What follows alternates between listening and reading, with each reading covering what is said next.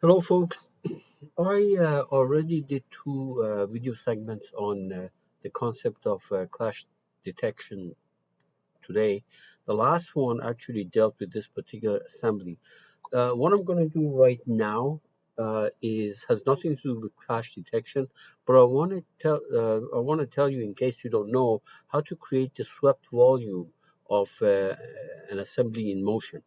So here we have a block, a yellow block, which is traveling along that track, and we have a propeller here, which is turning at that revolute joint. Now, it is true that this block is going to go through that bump, and it's not going to see it, etc. But that's really not the point of the exercise. What I want to know is what is the volume swept by the propeller and the block. Okay, so first of all, I removed all the assembly constraints here because I want to do this thing from the very beginning as far as imposing the assembly constraints. So first of all, let me drag these things. Let me move this thing to the right and up, just to remind you that there are no constraints here. So, and this thing goes there, and perhaps translate it to y direction or x direction. Okay, good. All right. What I would like to do is to bring this thing down and put it on that track. So first of all, let's anchor the track. This is anchored. Okay, good. And now coincidence between this edge, the edge of this track, and let's say the edge here. Okay. And if I update it, it's going to go there.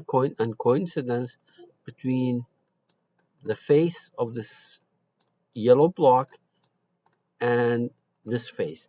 This is going to make that a prismatic joint later on. Okay. Then we're going to put the propeller in. So coincidence between the axis of that and the axis of this, and coincidence between this face and that face of the propeller, and update. Okay, there we are. All right. So these constraints are going to create a revolute joint here and a prismatic joint there. Okay, so let me hide these constraints here.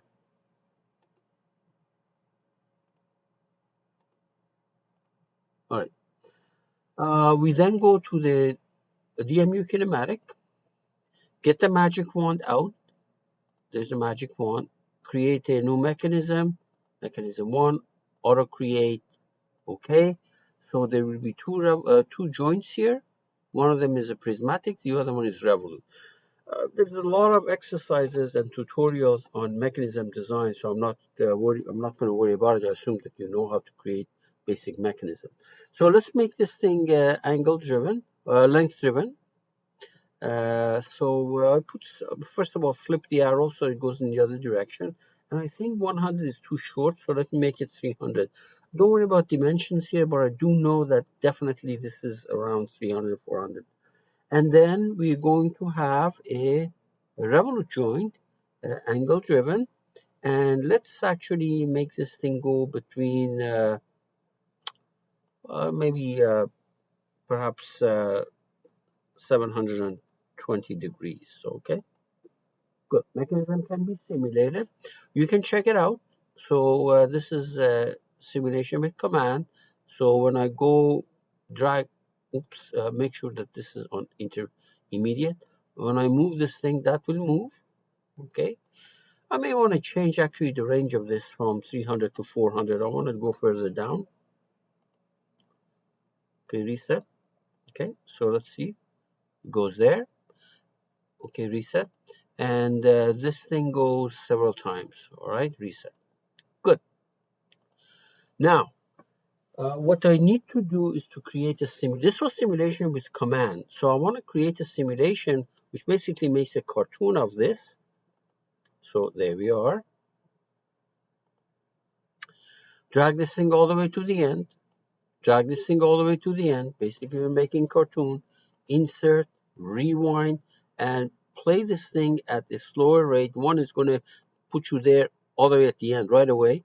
So rewind, put it at, I don't know, maybe point 1 or point 2, see whatever you like. So there we are. Okay, so you can see that it did actually does the cartoon. Now, when you create a simulation, you have to compile it. So there we are, the same place that these two double gears, which is simulation, expanded. The second icon to the right, icon next to simulation, it says compile simulation. You need to do this.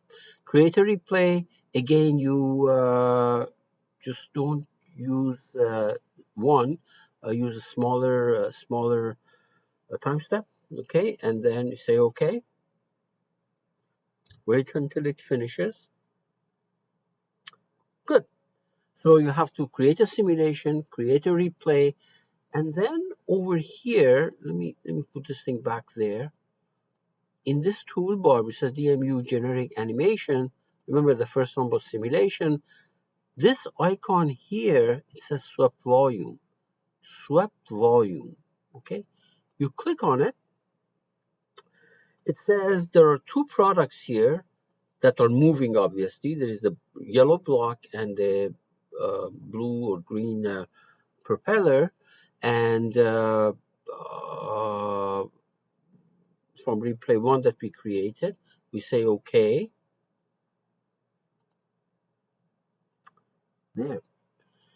First of all, let's see a few things. What happened is that this yellow thing that you see here is the volume swept by that yellow box. What you see on this side, let me turn this thing, I guess I have to save this thing, I can then turn this thing around. It's expecting me to, there's two parts, these are basically parts that are generated, and it's in the type CGR, okay? So let me put this thing on my, where is that folder where I have these things? Actually, my folder is Clash April 4, April 2, no, April 4. Let me see if I can put it anywhere I want, but okay, actually, let me put it on my desktop. How about that? On my desktop. Okay. So that's already saved. Okay, good. So close it. Let's first of all make sure we know what's happening here. These are the two files in the CGR format that I saved. Let me see if I can find them.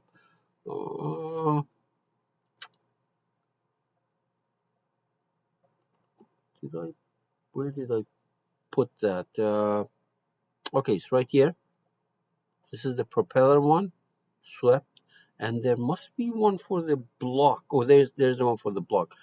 Okay, so first of all, let's do a few things. Let me go back here.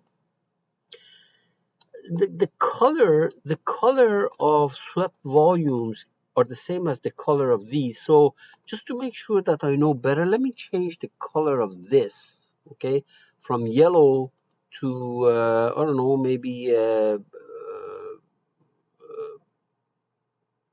don't know, how about that color? And the color of this guy, I'm going to change it to, oh, I don't know, maybe orange. Okay, now, what I can do is I go say insert existing, because I want to bring those swept volumes into the model, existing component. In there, let me go and grab those two CGR files. One of them was this, propeller. There we are. And the other one, insert existing component. In there, the other one was a prop, I think, block, right there. There's the CGR. There. Okay. Now notice that. Let me notice that there's the block. This yellow one is the swept volume of the block, and this is the propeller, and that is the swept volume. This blue one is the green one is the swept volume of that. As a matter of fact, we can check. So if you go to the simulation, let me go there. Okay, rewind.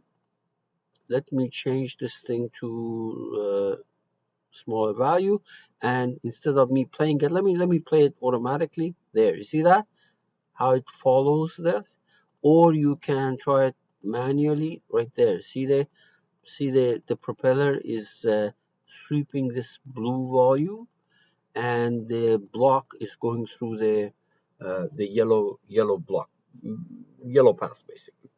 So this is how you create the swept volume, and this can be used for many purposes. And for example, if you want to design a particular component, and this component is supposed to fit in a particular casing, you can find the swept volume of the component in the mechanism and the corresponding swept volume, and based on that, create a cover which contains that. Okay, that's pretty much it.